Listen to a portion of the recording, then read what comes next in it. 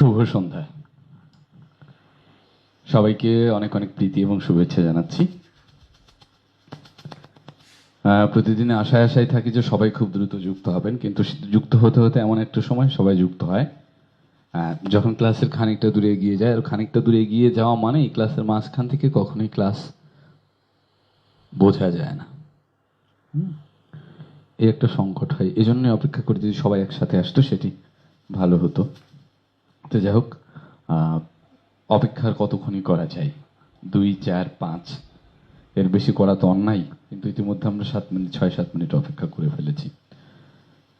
My roll number please. এখানে roll number চাওয়ার কথা ছিল না। রোল নম্বরটা একটু পেজের মেসেঞ্জারে চাইবেন, দিয়ে দেবে।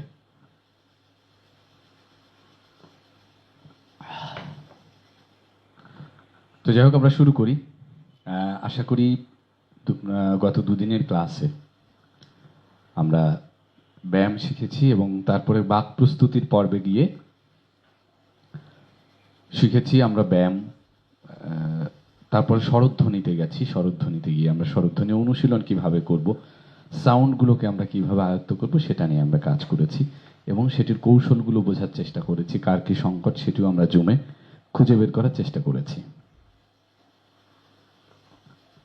তো আমি বারবার সেদিন বলছিলাম, স্বরধ্বনি বাংলা উচ্চারণের, বাংলা ভাষার ক্ষেত্রে সবচেয়ে বড় হাতিয়ার, মৌলিক হাতিয়ার স্বরধ্বনি। এই স্বরধ্বনি যা ঠিক হয়ে যায় তার দৈনন্দিন জীবনের উচ্চারণের অন্তত পক্ষে 70 থেকে 80% উচ্চারণ ঠিক হয়ে যায়। আঞ্চলিক সমস্যা ওই স্বরধ্বনি কেন্দ্রিক, সেটি আমি বারবারই আপনাদেরকে বলেছি।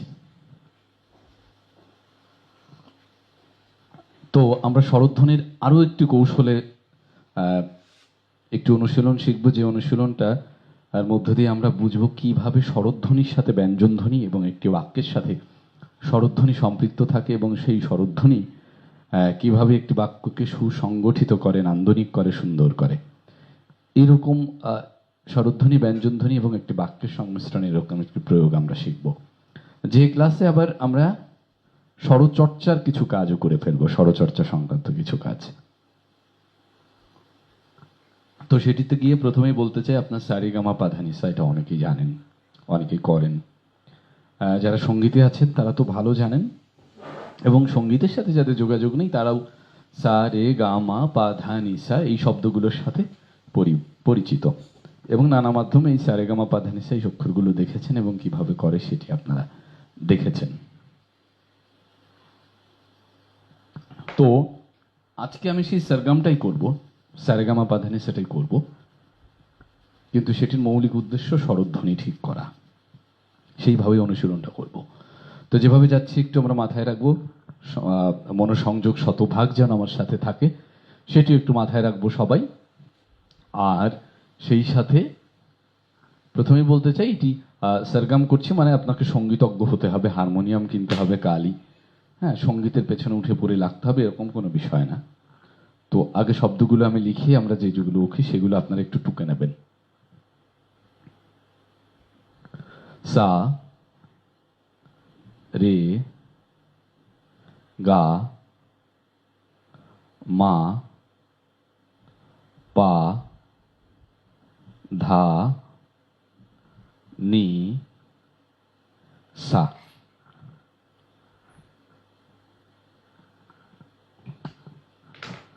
এই অক্ষরগুলো আপনারা একটু লিখে নেবেন, এইভাবে আমি যেভাবে লিখেছি একইভাবে। সা রে গা মা পা ধা নি সা, এইগুলো আমরা একটু লিখে নেব একইভাবে, এবং আমরা এখনই অনুশীলন করব।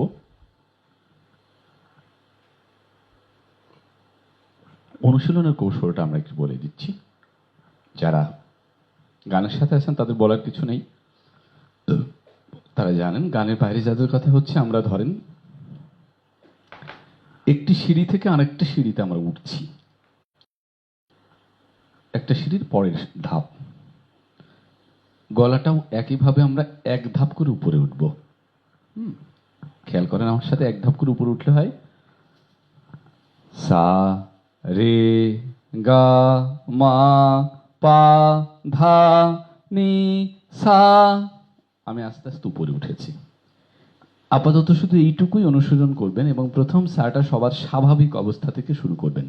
অনেকে শুরুটাই করলেন সা রে, এটা না, একদম স্বাভাবিক, এই যে আমি কথা বলছি এরকম জায়গা থেকে প্রত্যেকের স্বাভাবিক যে অবস্থানটা সেই অবস্থান থেকে আমরা বলবো সা সা, প্রত্যেকের স্বাভাবিক অবস্থান থেকে। এটি কোনোভাবেই চিৎকার হবে না, শুরু সাটা কোনোভাবেই চিৎকার হবে না। তাহলে আমি একবার করি সুরে সুরে, আপনারা আশা করি আমার সাথে করবেন। একবার আগে আমারটা শোনেন আবার। সা রে গা মা পা ধা নি সা, সা নি ধা পা মা গা রে সা। বোঝা গেল? এক ধাপ আমি আস্তে আস্তে উঠেছি, আর এক ধাপ আমি আস্তে আস্তে আস্তে আস্তে ধীরে ধীরে আমি নামছি। এই হচ্ছে আমাদের কাজটা, এবং এই একই কাজ আমরা করব। মনে রাখবো যে আমি স্বাভাবিক স্বর থেকে উঠা শুরু করছি এবং নামা শুরু করছি। সবাই একটু আমার সাথে করেন এখন একবার এইটা। যে যেখানে আছেন মেরুদণ্ডে ভর করে, হ্যাঁ, সোজা হয়ে বসে এই কাজটা একটু আমার সাথে করেন সবাই। সা রে গা মা পা ধা নি সা, সা নি ধা পা মা গা রে সা। আশা করি করছেন এবং গলা ছেড়ে, সবাই গলা ছেড়ে করবেন আশা করি। আরো একবার নিজে চেষ্টা করুন, একটু নিজে, প্রত্যেকে নিজে একবার এই কাজটা চেষ্টা করুন।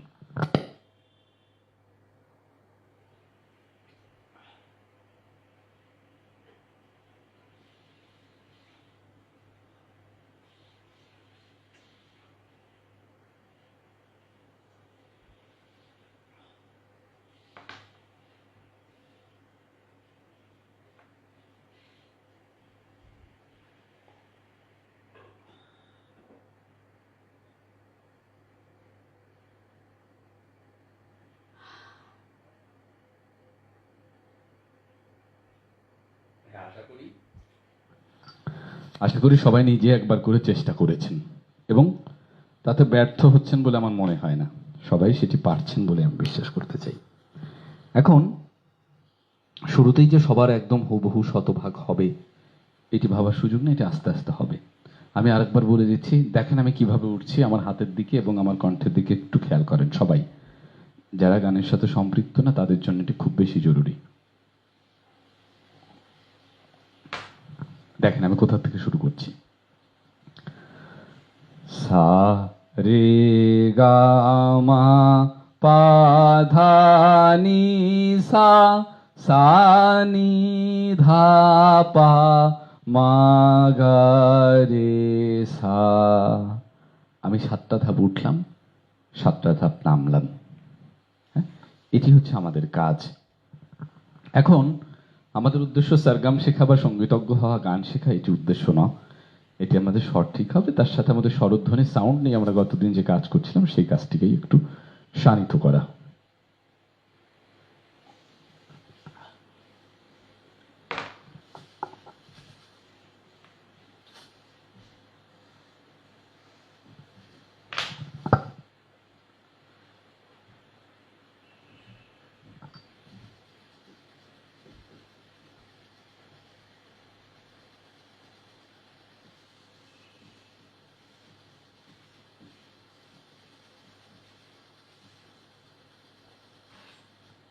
দেখেন এর সাথে আমি একটি বাক্য এখন লিখে দেব। কি যে খ্যা লা ক রো নু টু। সবাই একটু স্ক্রিনে খেয়াল করেন, বোর্ডে খেয়াল করেন। দুঃখিত, আজকে স্ক্রিনটা আমি প্রযুক্তিগত একটা ঝামেলায় পড়ে গেছি, তাই আজকে স্ক্রিনে ক্লাস নিতে পারছি না। হ্যাঁ, দেখেন আমি কি লিখলাম। স্যার একটি বাক্য লিখলাম, সারেগামা পাধানি স্যার। ঠিক নিচে দিয়ে একটি বাক্য লিখলাম, বাক্যটিতে লিখলাম কি যে খ্যা লা ক রো নু টু, অর্থাৎ কি যে খেলা করো নটু, একটি বাক্য আমি এখানে লিখে দিলাম। সবাই একটু লিখে নিতে হবে দ্রুত। এটি সরগম অনুসরণ করে লিখলাম আমি, ওই সমান্তরাল লিখলাম। এটি লেখার কারণ হচ্ছে আমরা সরগমের মতো করে এই বাক্যটিকে অনুশীলন করব।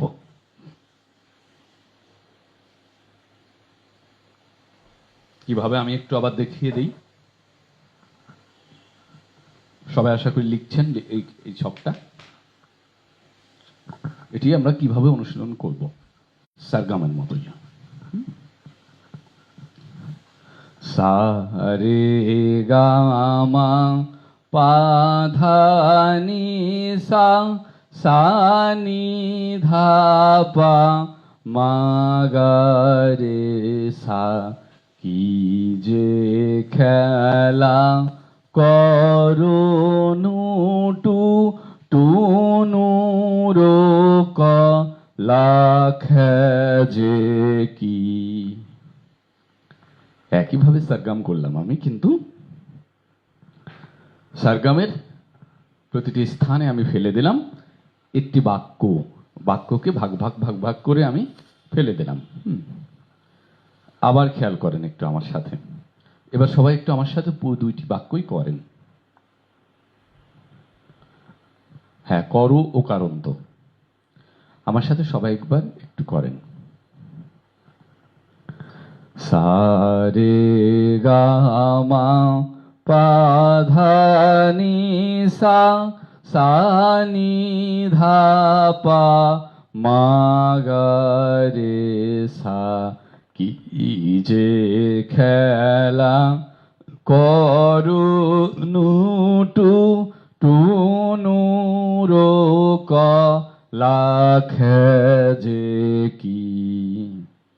খেয়াল করেন বাক্যটিতে আমি যখন ফিরে আসছি তখন খে বলছি না, খ্যা বলছি। লেখা আছে খে, কিন্তু বলছি খ্যা।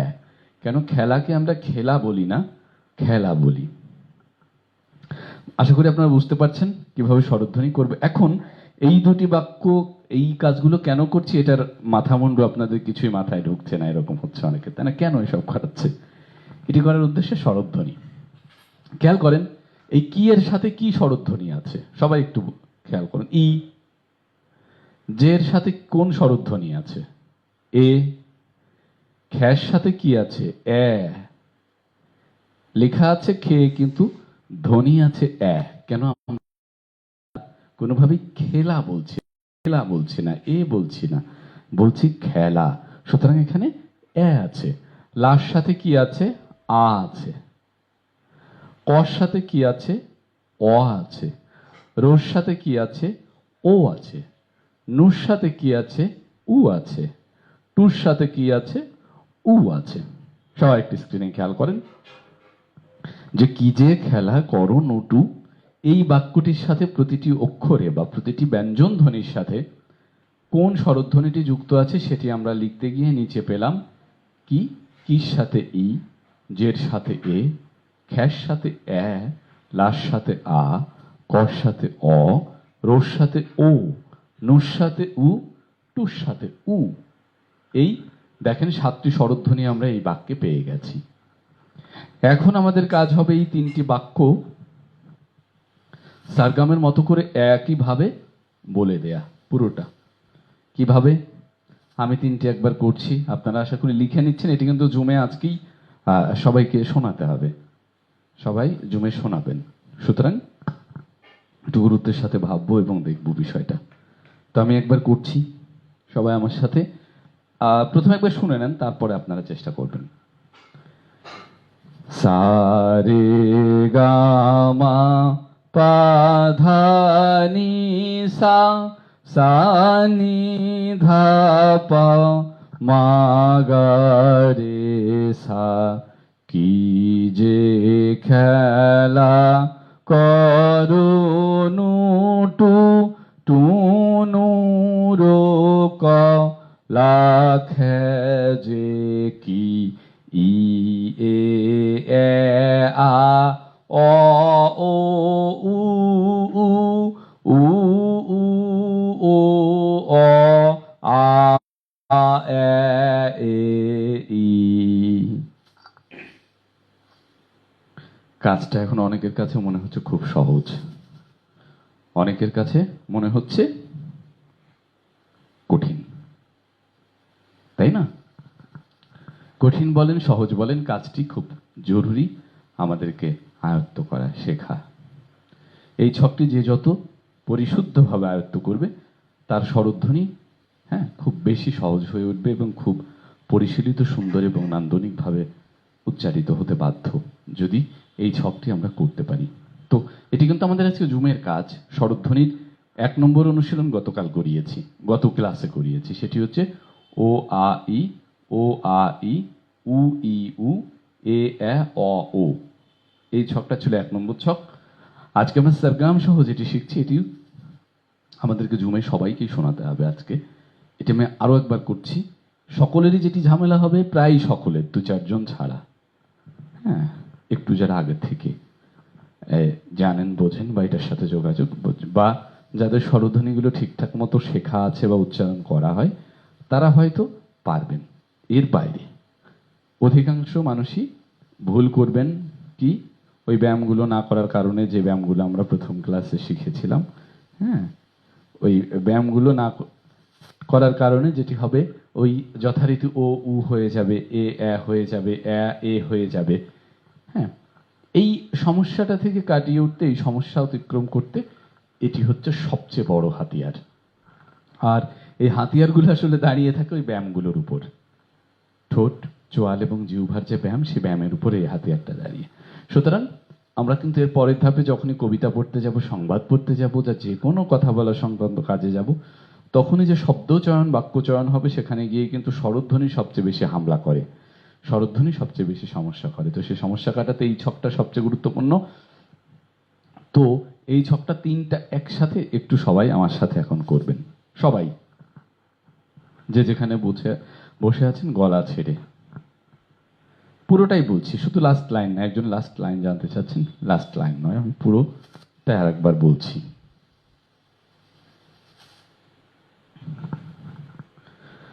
সা রে গা মা পা ধা নি সা, সা নি ধা পা, মা গা রে সা। কি যে খেলা করুনু টু টুনুর কলা যে কি ই এ এ আ অ ও উ উ উ উ ও অ আ এ এ ই। গতদিন যাদের যেটি যেটি সমস্যা বলেছিলাম স্বরধ্বনিতে, যারা কাটিয়ে উঠতে পেরেছেন, তাদের জন্য আজকে এটা কিছুটা হলেও স্বস্তিদায়ক এবং সহজ হয়ে উঠবে। কিন্তু সেই সমস্যা থেকে যারা ইতিমধ্যে পরিত্রাণ পাবার কোনো চেষ্টাই করেননি, তাদের জন্য এটি ওটির চেয়ে কিন্তু কঠিন হবে। তো যাই হোক, আমরা জুমে এটা ঠিক করবো যে কার কি সমস্যা হচ্ছে। আবার গত দিন থেকে যারা একদম চেষ্টা করেনি, তাদেরটাও বুঝবো। আবার অনেকে চেষ্টা করেও ফেল করবেন, কারণ আপনার দীর্ঘ 30 বছর একটি অনুশীলন ছিল। সেই অনুশীলনটি হচ্ছে, আপনি ওকে উ বলেন। অনেকেই কিন্তু আমরা পেয়েছি যে ওকে উ বলে, এবং উনি নিজেও জানে না এই 30 বছরের জীবনে বা 35 বছরের জীবনে বা 40 বছরের জীবনে উনি নিজেও কোনোদিন ভাবতেও পারে নাই, কল্পনাতেও ভাবে নাই যে আমি ওকে উ বলি, ভাবেই নাই। এরকম একটি ভুল কিন্তু আমাদের অনেকের থেকে যায়, থাকতে পারে। তো সেই ভুলটা যখন শুধরাবার, সেটি যে 1 দিন 2 দিন 4 দিনে অনেকের হয়ে যাবে তা নয়। কারো কারো ক্ষেত্রে এটা 2 মাস, 1 মাস, 15 দিন সময় লাগতে পারে। সদিচ্ছা এবং প্রচন্ড চেষ্টা যদি থাকে, সেটা 1 সপ্তাহের মধ্যে যে কোনো উচ্চারণ সংক্রান্ত যে কোনো ভুল আপনি কাটিয়ে উঠতে পারেন, এতে কোনো সন্দেহ নাই, যদি সদিচ্ছা এবং সেটি তথাকথিত চেষ্টা না, সর্বোচ্চ চেষ্টা এবং ইচ্ছে আপনার যদি থাকে, সেটি কাটিয়ে উঠতে পারেন। শ্বাস ফুরিয়ে যায়, হ্যাঁ, এখানে দমেরও ব্যায়াম হবে। আমার দমটা কিভাবে ভালো হবে, বড় হবে এবং শক্তিশালী হবে, সেটির অনুশীলনও কিন্তু এখানে খুব চমৎকারভাবে আমরা করার সুযোগ পাচ্ছি। তো সেটি হাতছাড়া না করে দমের অনুশীলনটাও হয়ে যাবে, আমরা করব। তো আপনারা সবাই এই অনুশীলনটি আশা করি খাতায় লিখে নিচ্ছেন। জুমে আমি আজকে এটি শুনবো এবং আপনাদের আজকে একটি পরীক্ষা দেওয়া হবে আর একটু পরে, সেটি আরো একটু আমরা ব্যঞ্জন ধ্বনিতে যাব, সেই ব্যঞ্জন ধ্বনি সহ একটা 10 নম্বরের পরীক্ষা হবে। আমি আরো একবার করে দিচ্ছি পুরো সার্কেলটা, সবাই একবার আমার সাথে করেন। খাতায় লেখা আছে, খাতাটা সামনে নিয়ে অবশ্যই আমার সাথে করেন। সারে গামা পাধানি সা সানি ধাপা মাগারে সা, কি যে খেলা করুনু টু টুনুর কলা খেজে, কি ই এ এ আ অ ও উ উ উ উ ও অ আ এ এ ই।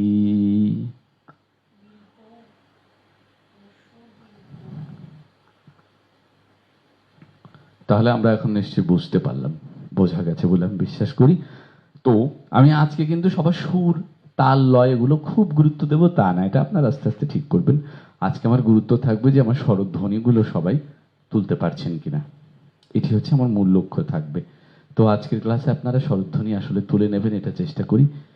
এর যে সহজ বিজ্ঞানসম্মত কোনো চর্চা বাংলা স্বরধ্বনিতে নেই, যেটি এখন আপনাদের হাতে আমি তুলে দিলাম। এটি আমি শতভাগ নিশ্চয়তা দিয়ে বলছি, এর চেয়ে সহজ, সুন্দর এবং কার্যকরী সূত্র আর পৃথিবীতে নাই। তাহলে এটিকে গুরুত্বহীন ভাববেন না কেউ, যথাযথ গুরুত্বের সাথে এটি করবেন আপনারা। তাহলে আমরা স্বরধ্বনি দুটি অনুশীলন করলাম, একটি গত ক্লাসে করিয়েছি, আর সারগাম সহ 2 নম্বর অনুশীলনটি আজকে আমরা করলাম। হ্যাঁ, এবার আমরা যাব ব্যঞ্জন বর্ণ, যেটি ছোটবেলা থেকে আমরা সেটির সংজ্ঞা কিভাবে শিখেছি। যে বর্ণগুলো অন্য কারো সহযোগিতা ছাড়া উচ্চারিত হতে পারে না, সেটি হচ্ছে ব্যঞ্জন বর্ণ। অর্থাৎ সে কোনো না কোনো ভাবে অন্য কারোর উপর নির্ভরশীল। এই সূত্রে যদিও আমরা স্বরবর্ণের মধ্যেও 5টি বর্ণ পেয়ে গেছি, যে নিজে সরাসরি স্বয়ং সক্ষমতায় নিজে উচ্চারিত হতে পারে না, এরকম 5টি, কিন্তু সেটিকেও আমরা আমাদের বাংলা ব্যাকরণ ব্যঞ্জন বর্ণ হিসেবে মেনে নেয়নি, সেটি স্বরবর্ণ বলা হয়ে থাকে। এবার আমরা শিখব ব্যঞ্জন বর্ণ। ব্যঞ্জন বর্ণ আমরা ছোটবেলা থেকে শিখেছি কিভাবে, ক খ গ ঘ উঙ চ ছ বর্গ জ ঝ ইং, এই যে জিকির করতে করতে শিখেছি। আজকে আমরা ওভাবে শিখব না, একটু অন্যভাবে শিখব। বোর্ডে খেয়াল করেন, ক চ ট ত প। আমি একভাবে একটু ছক লিখছি, এটি লিখে ফেলেন। খ ছ ঠ থ ফ, গ জ, সবাই লিখে ফেলতে হবে কারণ এটি একটু পরে আমাকে শোনাতে হবে। ড দ ব, ঘ ঝ ঢ ধ ভ। আমি ছকটিকে যেভাবে লিখলাম, দয়া করে সবাই একটু লিখে ফেলেন।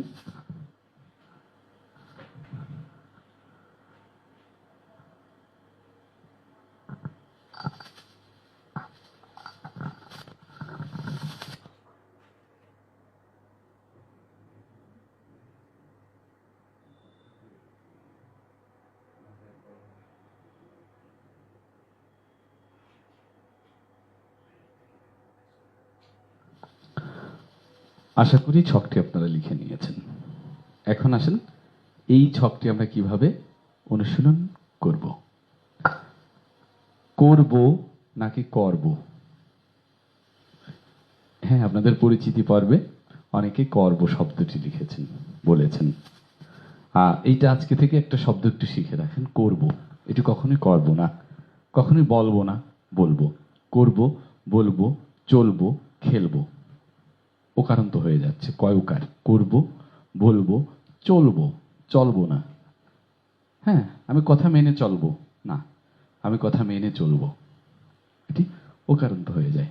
তো যাওয়া যাক, আপনারা খেয়াল করেন, ক, চ, ট, ত, প। আমি এইভাবে লিখেছি। প্রথম কথা হচ্ছে, প্রতিটি স্বরধ্বনির সাথে প্রতিটি ব্যঞ্জন ধ্বনির সাথে, ব্যঞ্জন বর্ণের সাথে একটি স্বরধ্বনি যুক্ত আছে। যেমন ক, ক যোগ অ, ক। চ যোগ অ, চ। এভাবে পুরো বাক্য কাঠামো, বাংলা শব্দ ভাণ্ডার তৈরি হয়ে থাকে, বাক্য ভাণ্ডার তৈরি হয়ে থাকে, হ্যাঁ, সবসময় স্বরধ্বনির উপর নির্ভর করে। তো এই ব্যঞ্জন ধ্বনিগুলো তখনই পরিপুষ্ট, সুন্দর এবং নান্দনিক হয় যখন এই ব্যঞ্জন ধ্বনির সাথে যুক্ত স্বরধ্বনিটি পরিপুষ্টভাবে উচ্চারিত হয়। কিভাবে? ছোটবেলায় আমরা যেটা শিখেছি, ক খ গ ঘ ঙ চ ছ বর্গ চ ছ ঞ, এই যেভাবে পড়েছি, ক, খ, কয়ের সাথে যে অ আছে, ওই অটা কোনোদিন পড়া হয় নাই। খর সাথে যে অ আছে, সেটি কোনোদিন পড়া হয় নাই, যে কারণে আমাদের শব্দ কাঠামো সুন্দর হয় না। কখন এসেছিলে তুমি আমার দুয়ারে, দেখা হয়নি চক্ষু মেলিয়া। কখন, ক, খ, ন, প্রত্যেকের সাথে স্বরধ্বনি। তো আমরা এই যে ব্যঞ্জন বর্ণগুলো ধ্বনিত করব, ব্যঞ্জন ধ্বনিতে পরিণত করব, তখন এই ব্যঞ্জন বর্ণের সাথে সম্পৃক্ত যে স্বরধ্বনি, সেটির প্রাণ সহ, আমি বারবার আপনাদের স্বরধ্বনির সময় বলছিলাম যে প্রাণটা, পরিপূর্ণ প্রাণ শক্তিটা চাই, সেটি না হলে সুন্দর করে কথা বলা যাবে না। সেই প্রাণ শক্তি সহ যদি স্বরধ্বনি এই ব্যঞ্জন ধ্বনির সাথে না থাকে, ব্যঞ্জন ধ্বনি সুন্দর হবে না। এবং সেই পরিপুষ্ট ব্যঞ্জন ধ্বনি যদি আমি উচ্চারণ করতে চাই, তখন ক চ ট ত প এভাবে পড়া যাবে না। ক, চ, ট, ত, প, প্রত্যেকের সাথে স্বরধ্বনিটুকু খেয়ে ফেললে হবে কি, ক, চ, ট, ত, প। ওর সাথে যে অটা আছে সেটি আমরা খেয়ে ফেলছি, স্বরধ্বনিটা খেয়ে ফেলছি। খেয়ে না ফেললে তখন দাঁড়াচ্ছে ক, চ, ট, ত, প। খ, ছ, ঠ, থ, ফ। গ, জ, ড, দ, ব। ঘ, ঝ, ঢ, ধ, ভ। সবাই একটু আমার সাথে পড়েন, যেভাবে আমি পড়ছি একটাবার সবাই আমার সাথে পড়বেন। ক, চ, ট, ত, প। খ, ছ, ঠ, থ, ফ। গ, জ, ড, দ, ব। ঘ, ঝ, ঢ, ধ, ভ। পড়তে গিয়ে একটা জিনিস নিশ্চয়ই আপনাদের প্রশ্ন হচ্ছে, দেখেন সাজিয়েছি কিভাবে। এই প্রথম লাইন ক বর্গে যেটি আছে, ক লাইনে যেটি আছে, ক বর্গ না, ক বর্গ হলে এটা হয়ে যাবে। এই কয়ের লাইনে যেটা আছে দেখেন, ক, চ, ট, ত, প। এটি উচ্চারণ করতে গিয়ে বাতাস অল্প লাগে, যে কারণে এটিকে বলা হয় অল্প প্রাণ। তারপরেরটা দেখেন, খ, ছ, ঠ, থ, ফ। এটি পড়তে গেলে এই লাইনের চেয়ে অনেক বেশি বাতাস লাগে।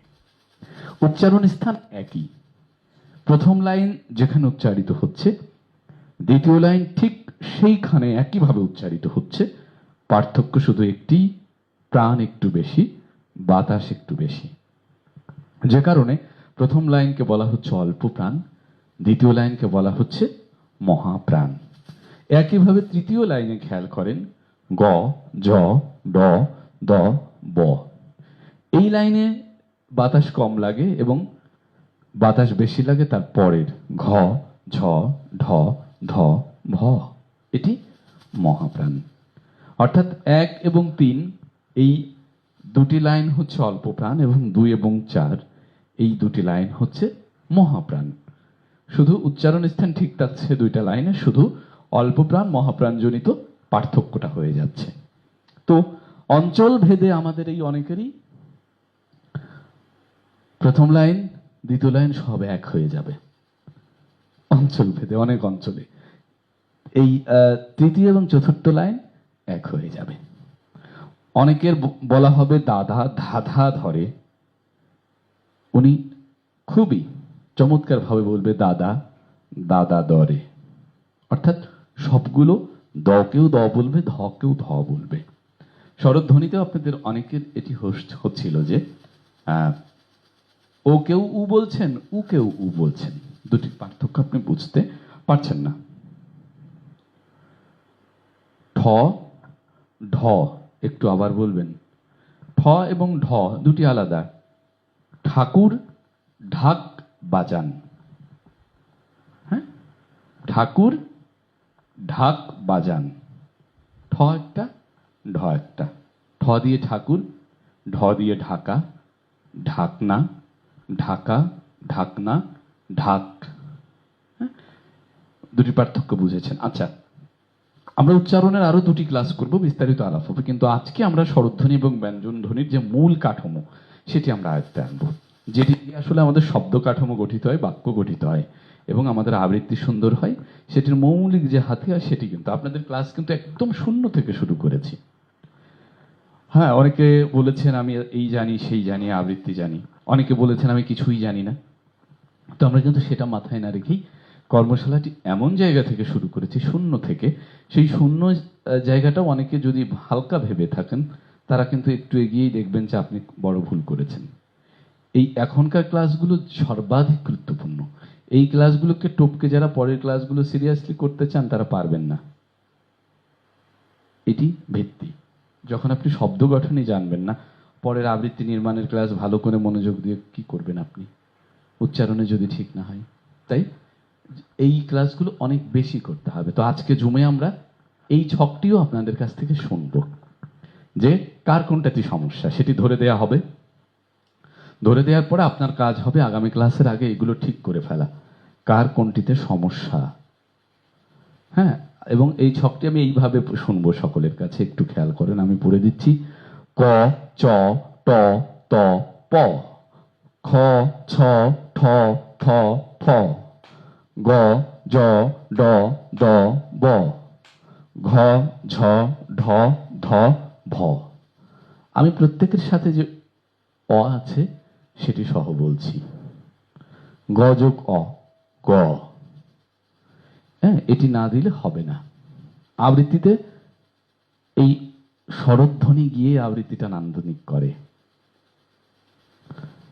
আবার আসিব ফিরে ধানসিঁড়িটির তীরে এই বাংলায়। খেয়াল করেন, আবার এই আ বয়াকারের পরে আমি টানছি। কি টানছি? যেটি টানছি ওটির নাম বা, আ। আটা টানছি, ব টানার ক্ষমতা আমার নাই। টানা যায় সবসময় স্বরধ্বনি, টেনে বড় করা যায় স্বরধ্বনি। কোনো একটি ব্যঞ্জন ধ্বনি আপনি টেনে বড় করতে পারবেন না, সেটি গানে, আবৃত্তিতে, নাটকে সবসময় সবসময় টানা যায় কোনটি, টেনে বড় ছোট নান্দনিক করা যায় কোনটি, সেটি হচ্ছে স্বরধ্বনি। যে কোনো গানে যান, গানে টানবে, হ্যাঁ, ওই সবসময় টেনে নিয়ে যাবে একটি স্বরধ্বনি। কোনোভাবেই ব্যঞ্জন ধ্বনি টানার সক্ষমতা আমার নেই, কারোর নেই। হ্যাঁ, সেটি যে কোনো গান দিয়ে আপনি খেয়াল করেন। চাতুরি করিয়া মোরে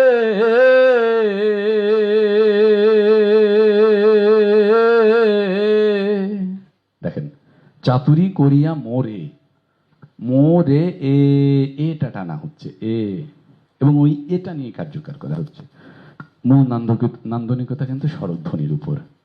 মোরে ওই রটা টানার সুযোগ আপনার নেই যে কোনো গানে। তাই পদ্মার ঢেউ রে রে, এটা টানা হচ্ছে। এমনি করে কবিতার ক্ষেত্রে যখন আমি নান্দনিক উপস্থাপনা টেনে সুন্দর করা হয়, তখন ওই স্বরধ্বনিটা টানা হয়, স্বরধ্বনিটাকে বের করে নিয়ে আসা হয়।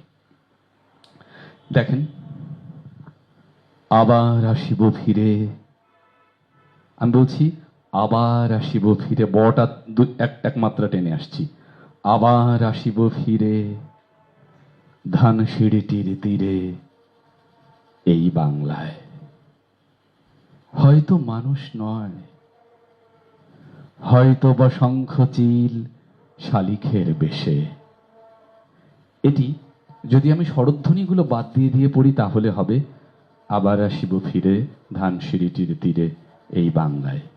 হয়তো মানুষ নয়, হয়তো বা শঙ্খচিল শালিখের বেশে। শুধু স্বরধ্বনি বাদ দিলে এটা হবে। আর স্বরধ্বনিগুলো প্রাণ দিয়ে দিয়ে কোথাও এক মাত্রা কোথাও দুই মাত্রায় জায়গা দিয়ে পড়লে হবে আবার আসিব ফিরে ধানসিঁড়িটির তীরে এই বাংলায়। হয়তো মানুষ নয়, হয়তো বা শঙ্খচিল শালিখের বেশে, হয়তো ভোরের কাক হয়ে এই কার্তিকের নবান্নে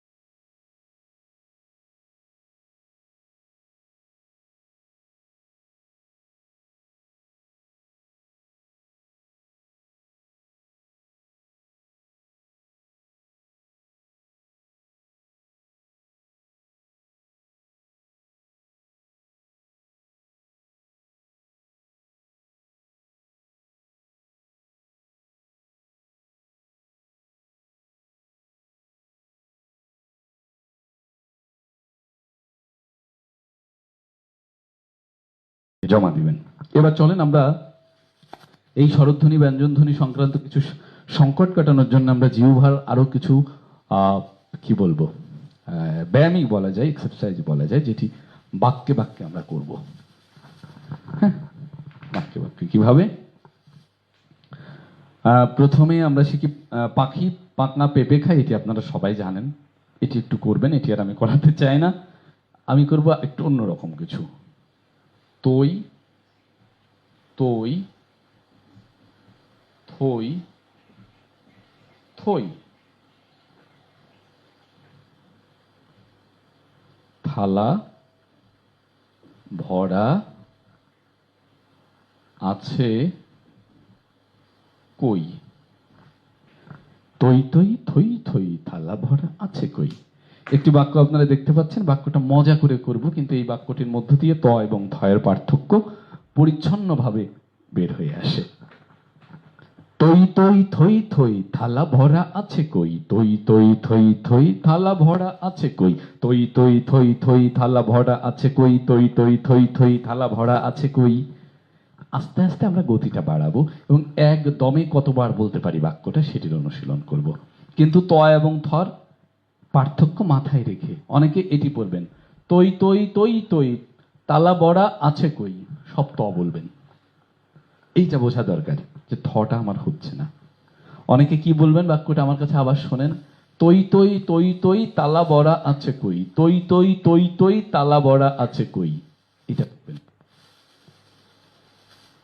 হ্যাঁ, এইটার জন্য এই বাক্য যে আপনার ত এবং থয়ের পার্থক্য বের করতে হবে। এই বাক্যটা যাদের ত এবং থ পার্থক্য হয় তারাও করবেন, তাতে থয়ের প্রাণটা শতভাগ বের হয়ে আসবে। বোঝা গেল বাক্যটা? এইবার আসেন আরো একটি বাক্য আমরা করি। এখানে তো ত থ শিখলাম,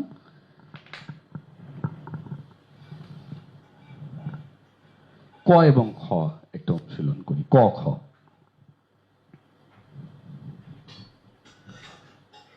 রাখ ঢাক, রাখ ঢাক, রাখ ঢাক, রাখ ঢাক, ঘুঘু পাখি এক ঝাঁক। ঘু ঘু পাখি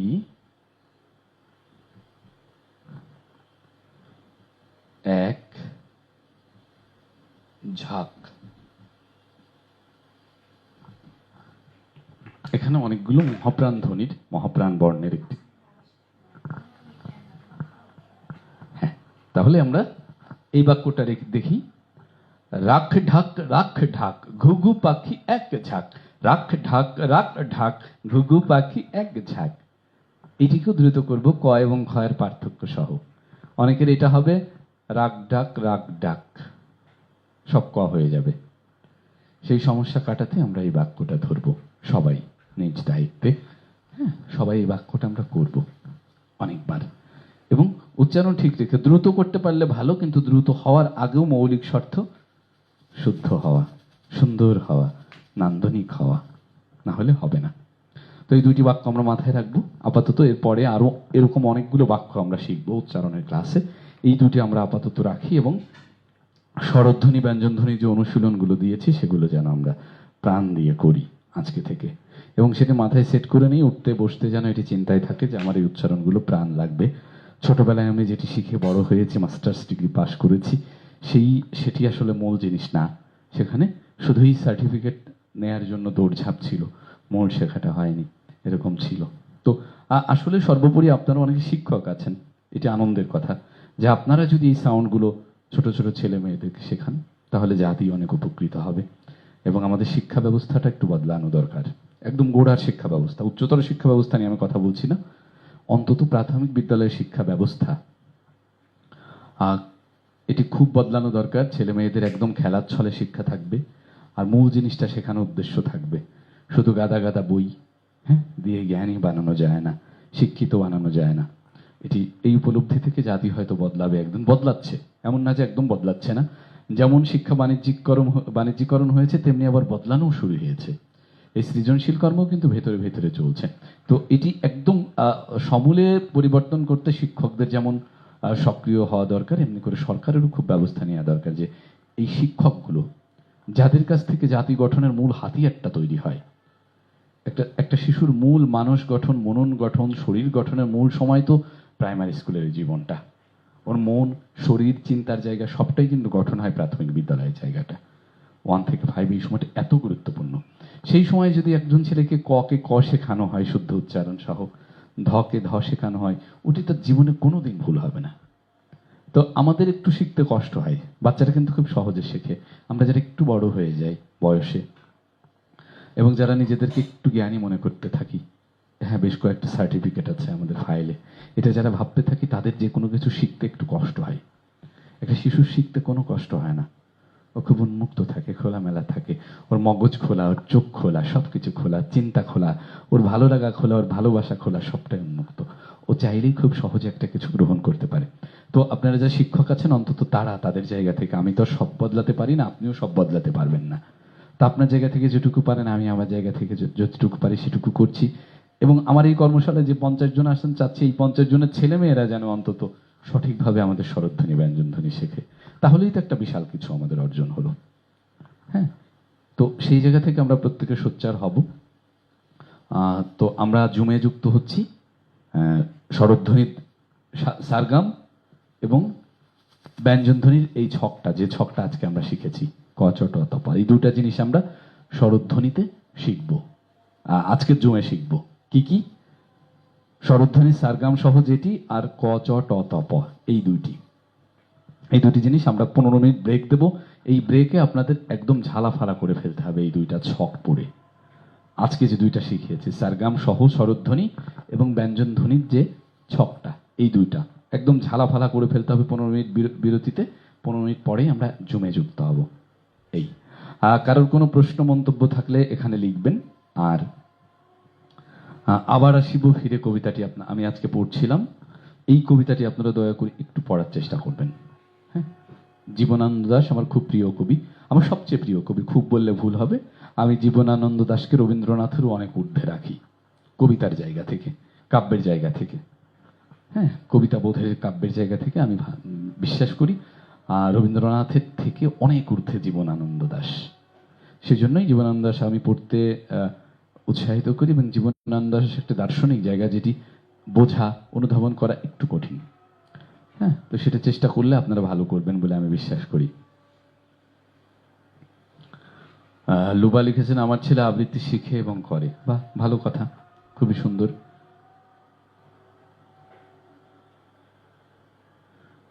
বাবুদের কিভাবে শিখাবো?